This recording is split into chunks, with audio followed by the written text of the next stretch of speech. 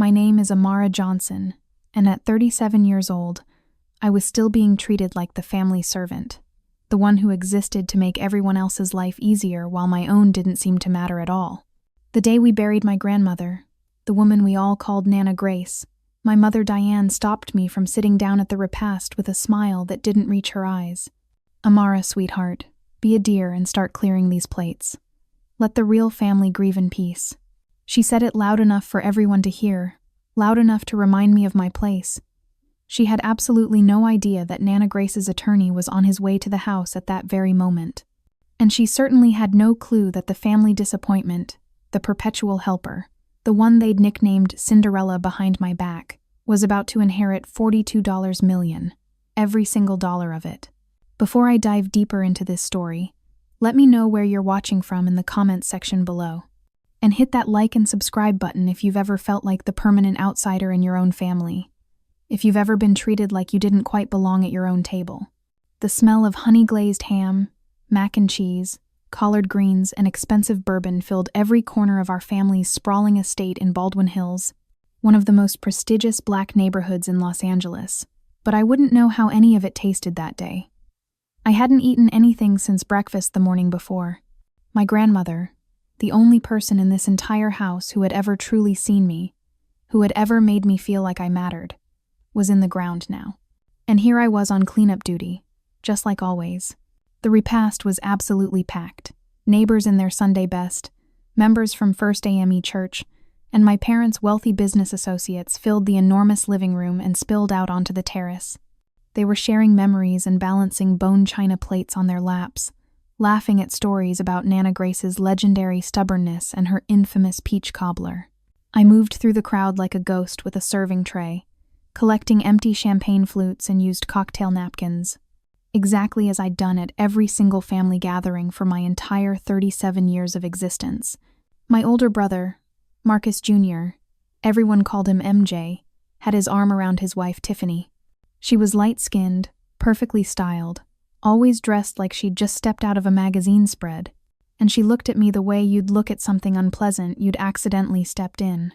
She was sipping Prosecco and scrolling through her phone when she stopped me as I reached for an empty plate on the glass coffee table. She didn't even bother to look up from her screen. "Oh, Amara, thank goodness you're here. Can you check on those desserts in the kitchen? Your mother specifically wants to make sure the important guests are served first, and we're running low on the sweet potato pie." Her voice was sickly sweet, dripping with false politeness, but the emphasis on important guests was razor-sharp, deliberately cutting. The implication was crystal clear. I wasn't an important guest. I wasn't even really family in any meaningful sense. I was just Amara, the help, of course, Tiffany. "I'll check on everything right now." I turned toward the kitchen, but my mother, Diane, intercepted me before I could take more than 3 steps. She placed a perfectly manicured hand on my forearm, her diamond rings catching the afternoon light streaming through the floor-to-ceiling windows. She leaned in close, her expensive Chanel perfume overwhelming and suffocating. "That's exactly right, honey," she whispered with a bright smile plastered on her face for the benefit of a passing cousin. "You can just eat something later in the kitchen after everyone else has gone. Let the rest of the family have their space out here with the guests. Eat in the kitchen."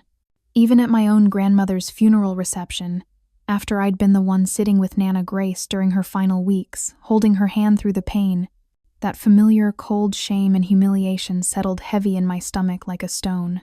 It was just like last Thanksgiving when I'd arrived at my parents' house for dinner, only to discover that the main dining table was completely full.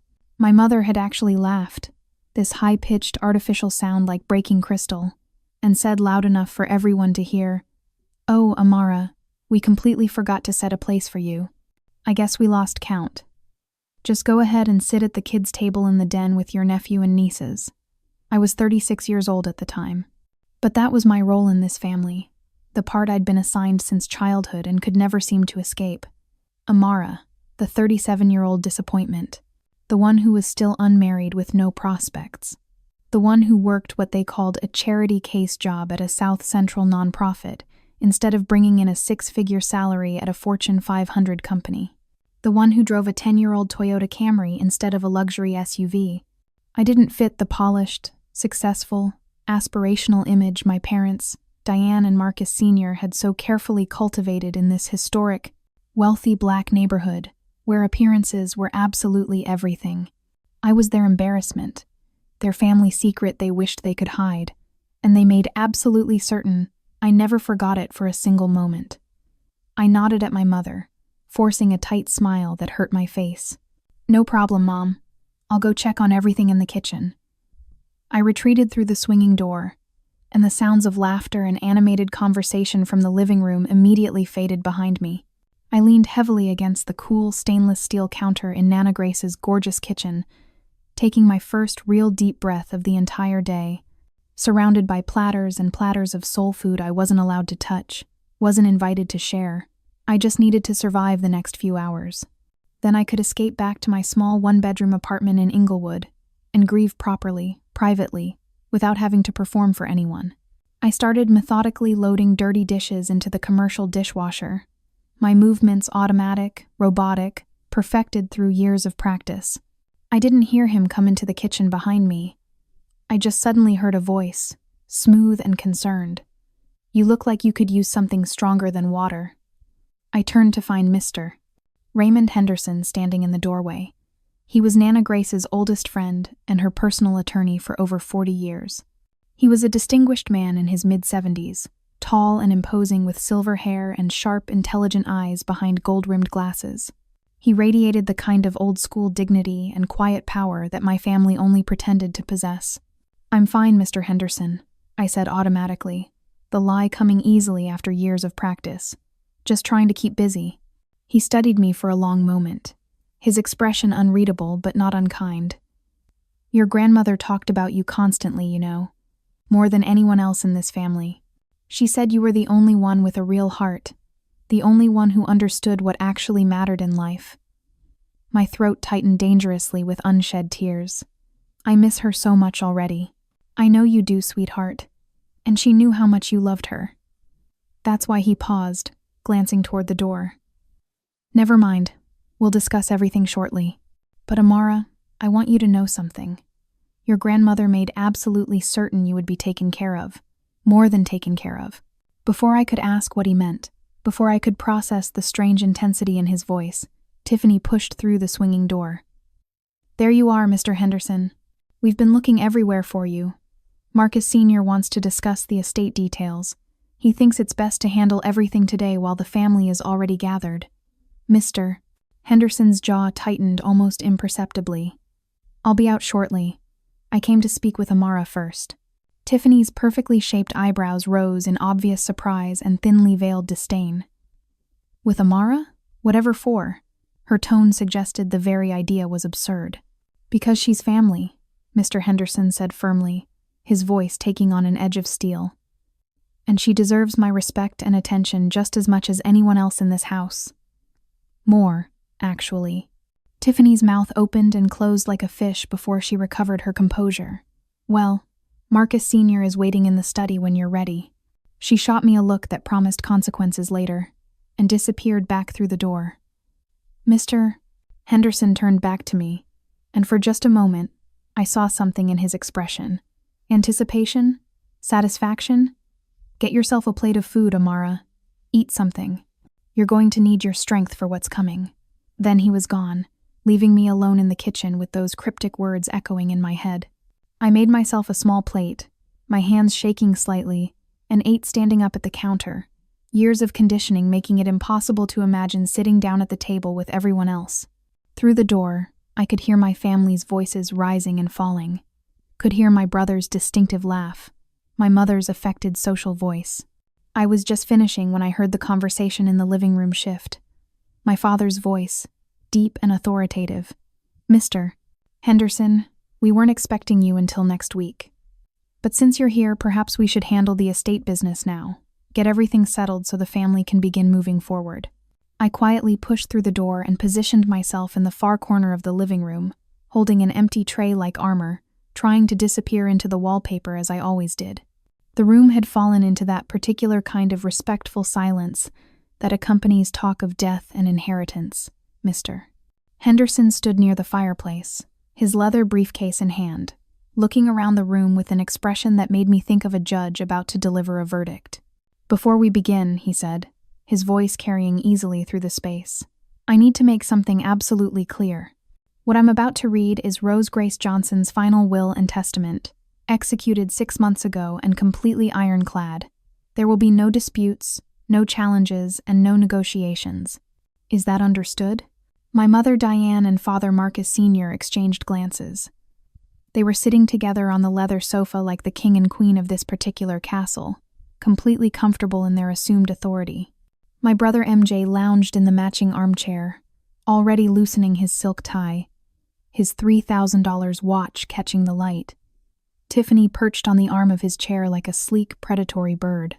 "Of course, Raymond," my father said smoothly. "We understand completely. We're all family here. I'm sure Grace was fair and generous to everyone." His eyes flickered to me briefly, dismissively, as if to say, "Everyone important." "Let's proceed then." Mr. Henderson pulled out a thick document bound in navy blue leather. The room leaned forward collectively, vultures circling. "I, Rose Grace Johnson, being of sound mind and body," he began reading, his voice formal and precise, "do hereby declare this to be my last will and testament, revoking all previous wills and codicils." Standard opening. My mother was already nodding, satisfied. "To my son, Marcus Johnson Sr. I leave my collection of family photographs and my grandmother's Bible, items that connect him to his heritage and family history." My father's face went very still. "That was it? Photographs and a Bible?" "To my grandson, Marcus Johnson Jr., I leave my late husband's watch collection and my father's cufflinks, items that represent the style and class I had hoped you would embody but never quite achieved." MJ's face flushed red. The insult was subtle but unmistakable. Tiffany's grip on his shoulder tightened, her own expression darkening. "To my daughter-in-law, Diane Johnson, I leave my collection of church hats so that she may continue to look presentable while attending services, though looking presentable and actually being righteous have never been the same thing." My mother gasped audibly. Around the room, I saw people exchanging shocked glances. These weren't gifts. They were judgments. "To my grandson's wife, Tiffany Johnson, I leave nothing, as she has never been more than a gold digger who married into this family for access to wealth she believed we possessed." Tiffany shot to her feet. "This is outrageous. This is defamation. You can't." "Sit down," Mr. Henderson said, his voice cutting through her outburst like a blade. "I'm not finished." She sat, her face twisted with fury. "The entirety of my estate," Mr. Henderson continued, his eyes now finding mine across the room, including the Baldwin Hills mansion and all its contents, the commercial property in Inglewood currently generating $15,000 monthly in rental income, my investment portfolio valued at approximately $38 million, all liquid assets, savings accounts, and any additional holdings, I leave entirely and without restriction to my granddaughter, Amara Grace Johnson. The silence that followed was so complete, I could hear my own heartbeat pounding in my ears. I couldn't move. I couldn't breathe. I was certain I'd heard wrong. "I'm sorry." "What?" my father finally said, his voice barely above a whisper. "Did you just say Amara inherits everything, mister?" Henderson repeated, looking directly at me now with something that might have been pride. "The estimated total value of Rose Grace Johnson's estate is approximately $42 million. Every dollar of it goes to Amara." The room erupted. My mother shot to her feet, her carefully maintained composure shattering instantly. "This is impossible. This has to be a mistake. Mother would never." "Your mother was perfectly clear about her intentions, Diane," Mr. Henderson said coldly. "In fact, she told me exactly what you would say and how you would react. She was rarely wrong about people." MJ was on his feet now too, his face contorted with rage. "This is bullshit. That money belongs to this family. Amara doesn't even have a real job. She lives in fucking Inglewood. What's she going to do with $42 million?" "That's precisely none of your concern," Mr. Henderson replied calmly. "Rose Grace made her choice based on character, not income level or zip code." My father was shaking his head, still stuck in disbelief. "Raymond, please. Let's be reasonable here. Amara is lovely, but she doesn't understand finance or estate management. She works at a nonprofit for God's sake. This kind of money requires sophistication. Let's discuss a more equitable distribution. Perhaps a trust where Marcus Sr. and I can— No. Mr. Henderson's single word cut through the chaos like a gunshot. There will be no redistribution, no trusts with family oversight, no negotiations. Rose Grace spent the last 40 years watching how you treated Amara. She saw every slight, every dismissal, every time you made her feel less than. She made her decision accordingly. He turned to me, and his expression softened.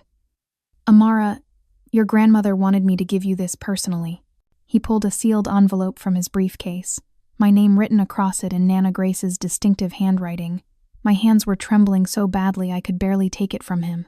She recorded a video message as well, Mr. Henderson said, pulling out a tablet.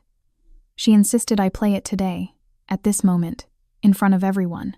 He pressed play, and suddenly Nana Grace's face filled the screen, so alive and present it made my chest ache. She was sitting in her favorite chair by the window, sunlight streaming across her beautiful dark skin, her white hair pulled back elegantly.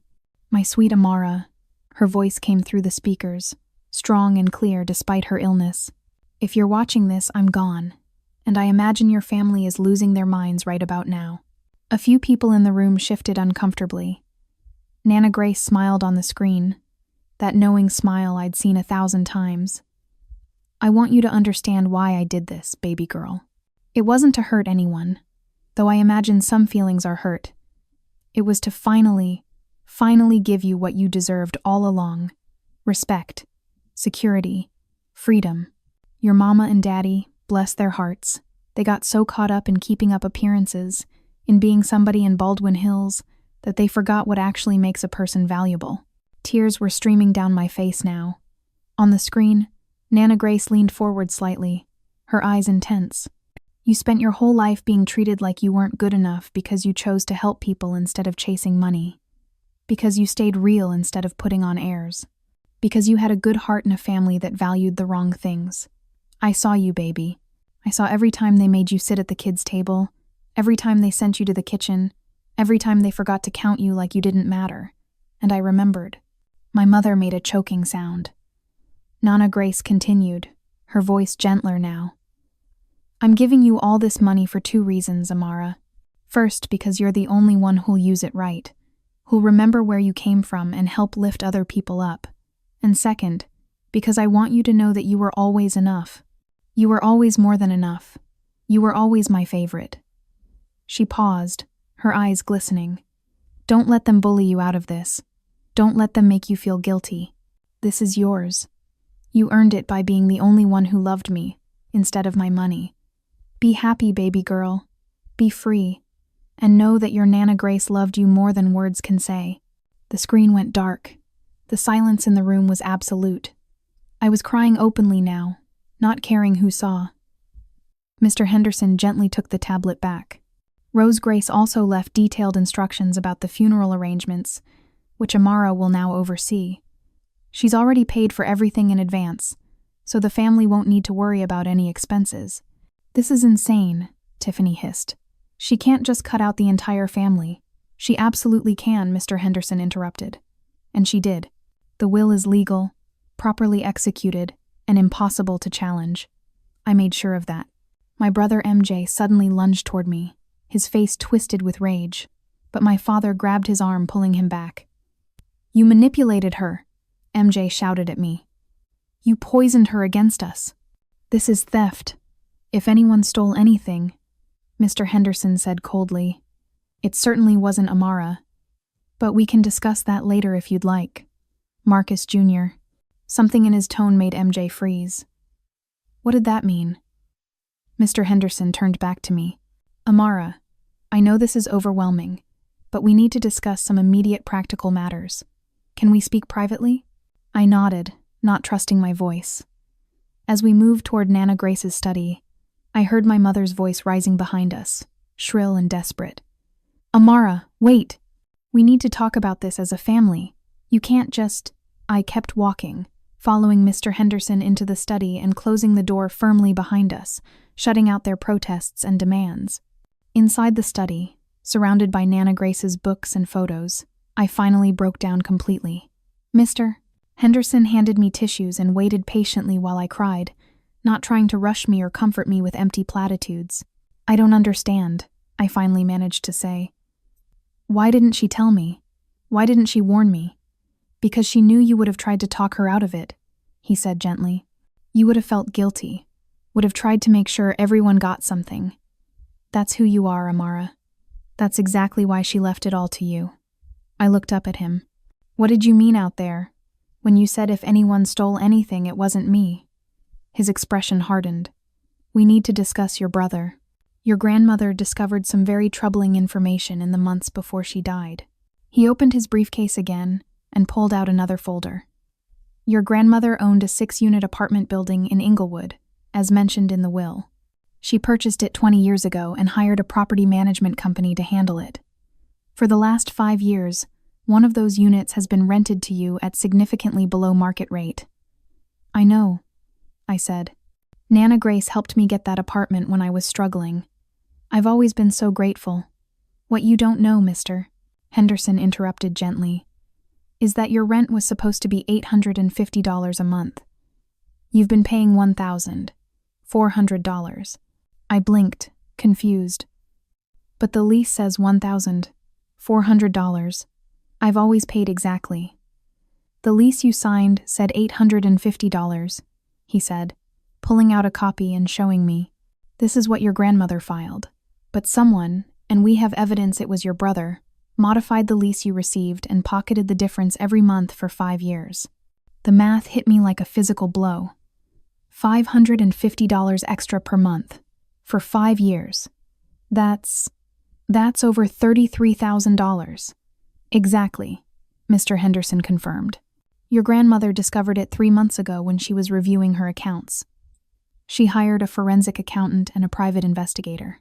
We have bank records showing the deposits going into an account controlled by Marcus Jr. I felt sick. My own brother had been stealing from me for 5 years. From me, while I struggled to make rent every month, while I skipped meals to make sure I could pay my bills. There's more, Mr. Henderson continued grimly. Last year, someone slashed all 4 of your tires in the parking lot of your building. Do you remember?" I nodded. It had cost me $800 to replace them, money I'd had to borrow from a friend. Your grandmother had the building's security footage reviewed. "It was your brother. Why?" The word came out as barely a whisper. "Why would he do that?" "According to text messages we recovered, your mother had asked him to send you a message about being more grateful for your apartment, to remind you that the family could take away what they gave. The cruelty of it, the calculated maliciousness, was breathtaking. Your grandmother wanted to address this legally, but she was already quite ill. She decided instead to handle it in the will. Everything she left you was specifically chosen to protect you from them, and to give you the resources to never be vulnerable to them again." I sat back in the leather chair, my mind reeling. What do I do now? First, you decide if you want to press charges against your brother for the theft and vandalism. That's entirely your choice. Second, you take possession of your inheritance and this house. Third, you live your life on your own terms, finally free from their control and manipulation. "They're going to fight this," I said. "They're going to make my life hell. Let them try, Mr.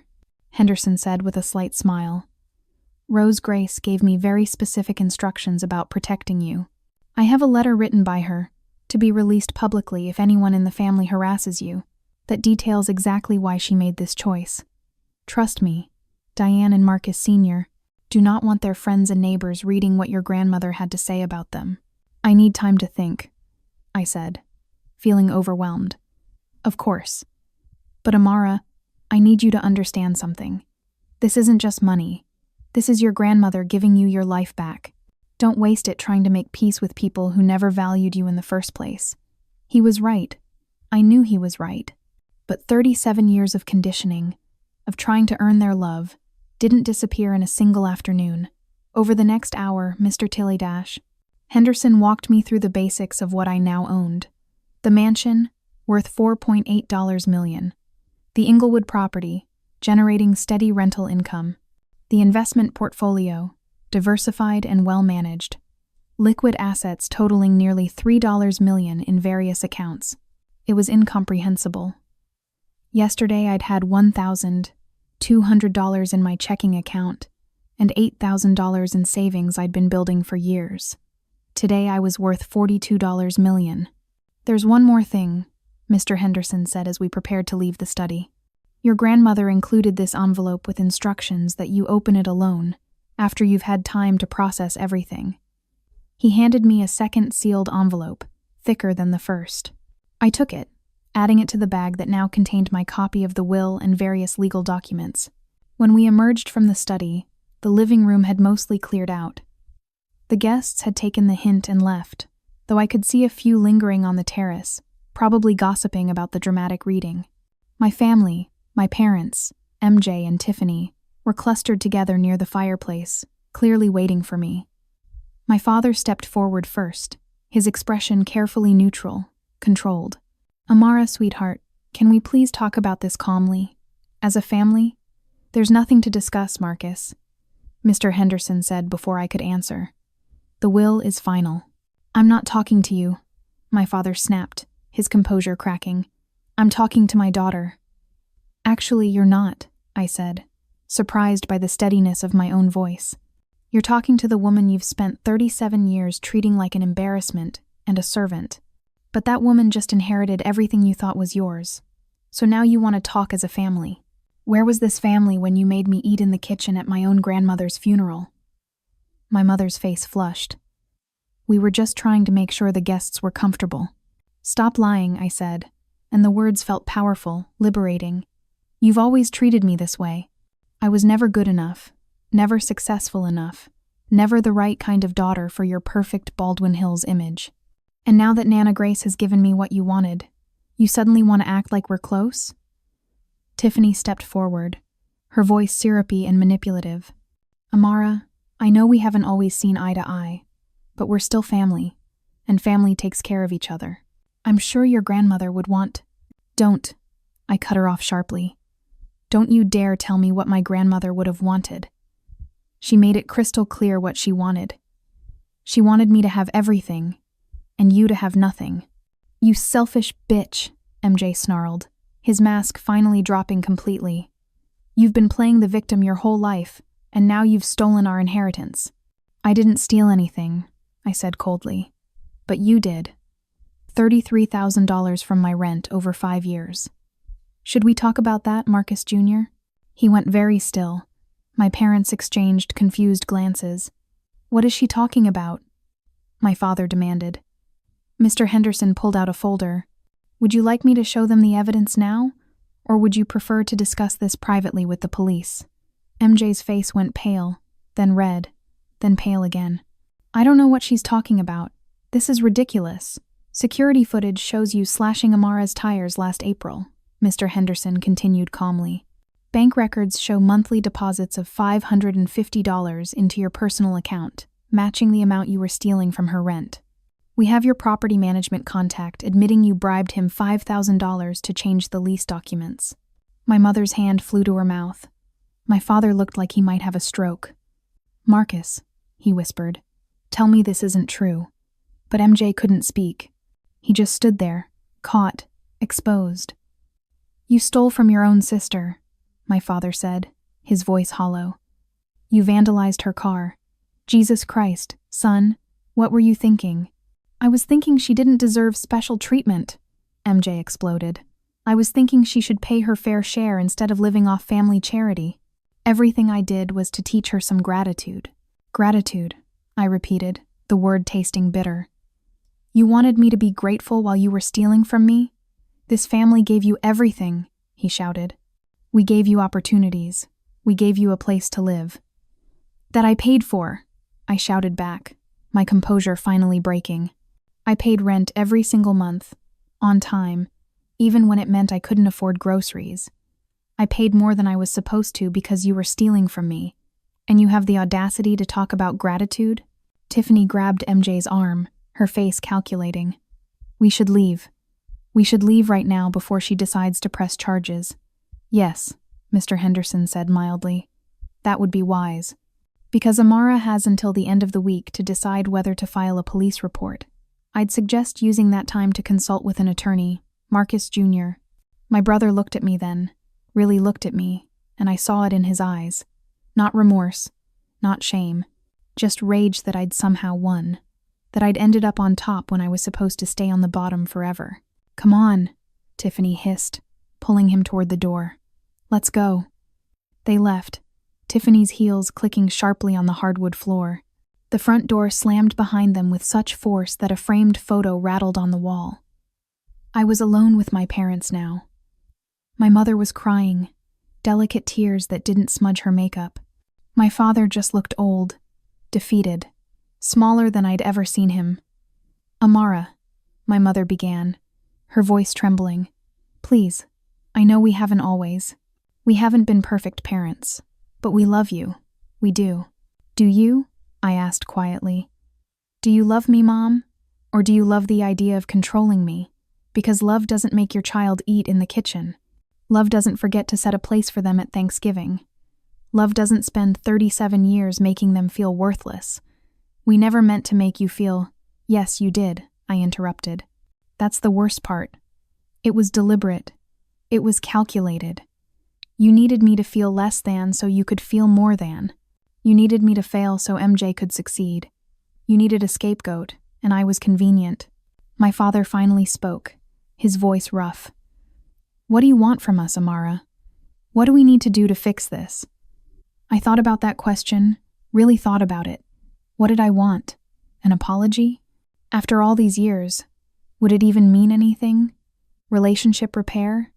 Could you repair something that had never actually existed in the first place? I want you to leave, I said finally. I want you to go home, and I want you to think about the kind of people you've been. Not to me specifically, but in general. The values you've taught your children. The way you've treated people you deemed beneath you. This is still our mother's house, my father said, a hint of his old authority creeping back in. You can't just throw us out. It's my house now, I corrected him gently. And yes, I can. Mr. Henderson, can they stay here? Only if you invite them to, Amara, he confirmed. Otherwise, they're trespassing. I looked at my parents, these two people who'd given me life but had never really given me love. You have until tomorrow to remove your personal items from the guest rooms you've been using. After that, I'm changing the locks. My mother gasped. You can't be serious. Where are we supposed to go? I don't know, Mom, I said honestly. Where did you expect me to go every time you made me feel unwelcome in my own family? Figure it out like I always had to figure it out. This is cruel, she whispered. This is cruel and heartless and not the daughter I raised. You're right.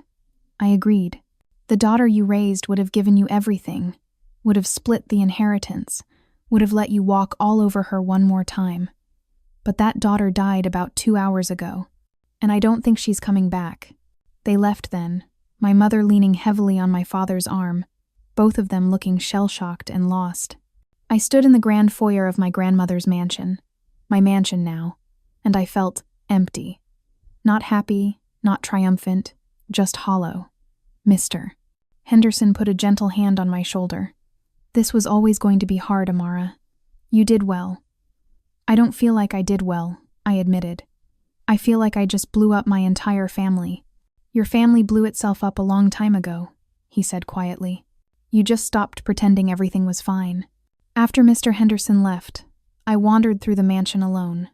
14 rooms, 6 bathrooms, a chef's kitchen, a library, a home theater, all mine. I ended up in Nana Grace's bedroom, the room where I'd sat with her through so many long nights during her final weeks.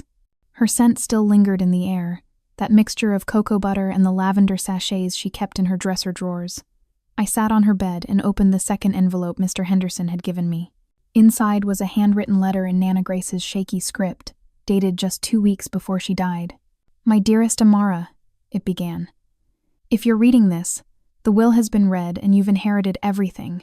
I imagine you're feeling guilty, overwhelmed, maybe even angry with me for putting you in this position. Let me address that guilt first. You did nothing wrong. You didn't manipulate me. You didn't trick me. You didn't poison me against your family. Your family poisoned themselves against you, slowly and systematically, by choosing appearances over authenticity, money over morals, and status over love. I wiped tears from my eyes and kept reading. I'm giving you this money and property for practical reasons, yes. But more importantly, I'm giving it to you as permission.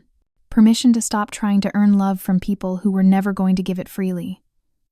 Permission to stop shrinking yourself to make others comfortable. Permission to build a life that reflects your values, not theirs. You've spent your whole life at that nonprofit helping people in South Central, in Inglewood, in communities your parents look down on. You've chosen meaning over money, service over status. I'm so proud of that choice, baby girl. Now I'm giving you the resources to do even more. The letter continued for 2 more pages, detailing specific suggestions Nana Grace had for the estate. She wanted me to consider turning the mansion into a community center or leadership academy for young Black girls. She wanted the Inglewood property to continue providing affordable housing instead of being sold for maximum profit. She wanted the investment income used to fund scholarships and small business grants. I'm not telling you what to do, she wrote. This is yours to do with as you choose. But I know your heart, Amara. I know you'll choose wisely. And I want you to know that whatever you decide, I'm proud of you. I always was, from the day you were born. The letter ended with a postscript. P.S. Don't let your family make you feel guilty about this. Guilt is what they've always used to control you. Remember what Maya Angelou said, when someone shows you who they are, believe them the first time. Your family has shown you who they are thousands of times. Believe them. And then move on to build something beautiful. All my love, now and always, Nana Grace. I folded the letter carefully and held it against my chest, crying harder than I'd cried all day. Not from sadness exactly, but from the overwhelming weight of being seen, truly seen, by someone who'd loved me unconditionally. That night, I stayed in the mansion alone for the first time. I walked through every room, opening windows, letting fresh air chase out the stuffiness of grief and the lingering presence of the repast.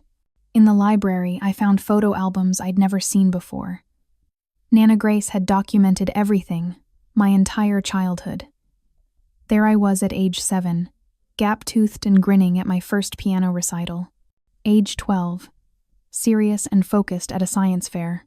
Age 16, dressed for prom with a date my parents had hated because he was too dark and not ambitious enough. Every milestone they'd forgotten or dismissed, Nana Grace had remembered and preserved. On the last page of the last album was a photo of Nana Grace and me from just 6 months ago. We were in her garden, both laughing at something I couldn't remember now. She'd written below it in silver pen, "My favorite person in the whole world. The one who inherited my actual values, not just my money. I love you forever, sweet girl." I closed the album and made a decision. I wasn't going to let guilt or family pressure push me into sharing this inheritance. I wasn't going to let their expectations and entitlement dictate my choices. Nana Grace had given me this gift, this opportunity, and I was going to honor her faith in me. The next morning, I woke up early in Nana Grace's bedroom, in her massive 4-poster bed. Sunlight streamed through the windows, illuminating dust motes in the air. My phone had 43 missed calls and 67 text messages, none of which I'd read. I got up, showered in the enormous marble bathroom, and put on jeans and a Howard University t-shirt, Nana Grace's alma mater and mine. Then I called Mr. Henderson. "I want to press charges against Marcus Jr., I told him, "for all of it. The theft, the vandalism, everything you have evidence for." There was a pause. "Are you absolutely certain? This will permanently damage your relationship with your family." "My relationship with my family was permanently damaged a long time ago," I said. "I was just too busy trying to fix it to notice it was already broken beyond repair." "File the charges. I'll contact the police this morning," he said. "Amara, I'm proud of you. Your grandmother would be proud of you." After we hung up, I sat in Nana Grace's study and started making a list. I was going to transform this mansion exactly as Nana Grace had suggested. The Grace Johnson Institute for Young Women, a leadership academy and community center for Black girls from underserved neighborhoods. I'd keep the Inglewood building as affordable housing, maybe even reduce the rents to truly affordable levels. I'd use the investment income to fund scholarships, mentorship programs, small business grants for Black women entrepreneurs. I'd build something that mattered, something that would outlast me. My family had always said I wasted my potential at that nonprofit. Now I'd show them what I could do with real resources behind me. My phone buzzed. A text from my mother. "Your brother has been arrested. I hope you're happy. You've destroyed this family." I read it twice, waiting for the guilt to hit, for the familiar urge to apologize and fix things. It didn't come. Instead, I felt a strange, calm clarity. I typed back, "I didn't destroy this family. I simply stopped pretending it was something it wasn't. There's a difference." I blocked her number. Then I blocked my father's. Then MJ's and Tiffany's. I sat there for a moment, staring at my phone, at the absence of those names in my contacts. Then I called my best friend Maria, who worked with me at the nonprofit, who'd been my real family for the last decade. "Girl, you are not going to believe what happened yesterday," I said when she answered. And for the first time in 24 hours, I smiled a real, genuine smile. 6 months later, I stood on the terrace of what was now officially called the Grace Johnson Institute, watching the first cohort of young women, 30 bright, ambitious, talented Black girls from Watts, Compton, Inglewood, South Central, participating in our inaugural summer leadership program. Where my mother had once planned to install a gym for MJ's exclusive use, there was now a computer lab. Where Tiffany had wanted a limestone patio, there was a garden where the girls grew vegetables for the community kitchen. The mansion was alive with purpose, with laughter, with possibility. Mr. Henderson stood beside me, now serving as chairman of the Institute's board. "She would have loved this," he said softly, looking out over the transformed grounds. "She'd be so incredibly proud." I thought about Nana Grace, about her final gift to me. It wasn't really the money, though the money made everything possible. It was permission. Permission to choose myself, to honor my values, to stop trying to earn love from people who were never going to give it. "I hope she can see it somehow," I said. "I hope she knows I didn't waste what she gave me." My brother MJ had pleaded guilty to theft and vandalism. He'd been sentenced to 18 months in federal prison and ordered to pay restitution. My parents, unable to afford their Baldwin Hills lifestyle without access to what they'd assumed would be their inheritance, had sold their house and moved to a modest condo in Ladera Heights. I'd heard through distant cousins that my mother was working part-time at a boutique, that my father had come out of retirement to take a consulting job. They'd been humbled in the way that only the formerly proud can be. I'd forgiven them, in my own way, not because they'd apologized, they hadn't, but because carrying that anger was exhausting. I'd set them free from my expectations just as I'd freed myself from theirs. My name is Amara Johnson. For 37 years, I tried to earn love from a family that valued the wrong things. The day Nana Grace's will was read, the day I inherited $42 million, was the day I learned that you can't build your life on someone else's approval. I learned that sometimes the most loving thing you can do is walk away from people who will never see your worth. Most importantly, I learned that the best revenge isn't revenge at all. It's building something so beautiful, so meaningful, so full of purpose, that their opinions stop mattering entirely. If you've ever felt undervalued by your own family, share your story below. Your worth was never determined by their recognition. It was always there, waiting for you to claim it.